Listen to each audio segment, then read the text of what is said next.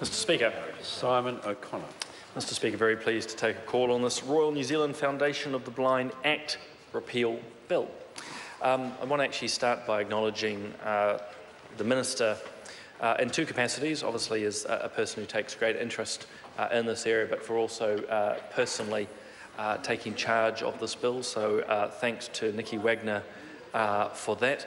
Importantly, this is a private bill. Often we talk in this House about private members' bills. In fact, there's no such thing. There are members' bills and there are private bills, and this is one of the latter. The bill itself is incredibly simple, Mr Speaker. It's ultimately taking the Royal New Zealand Foundation of the Blind out from, let's say, the governance of statute and to allow it to basically be what it is and wants to be today, which is an incorporated society. And I want to commend the Foundation for that. As I say, it was relatively simple, and while it came to the Health Committee, we appreciated the opportunity to go through it and to return that report to the House a few weeks back. As I like to do as Chair, I want to thank the various members of the Select Committee across all parties for their cooperation. I suppose a bill of this nature, being relatively, if not completely uncontroversial, makes that quite easy.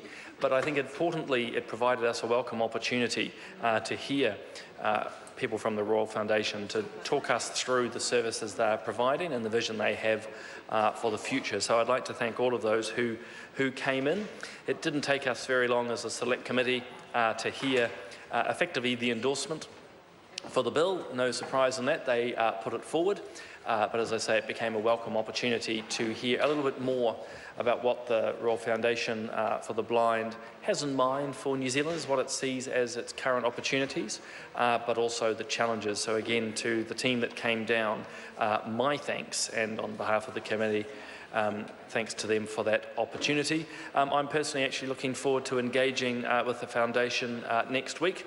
I believe I'm visiting their facilities in Auckland to have a little bit of a chat around the work of the Select Committee and engaging as a constituent MP.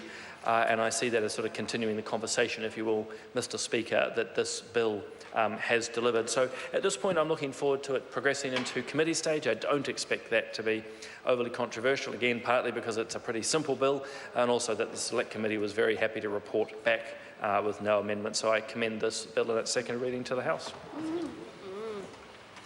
The question is Jan Logie. Thank you, Mr.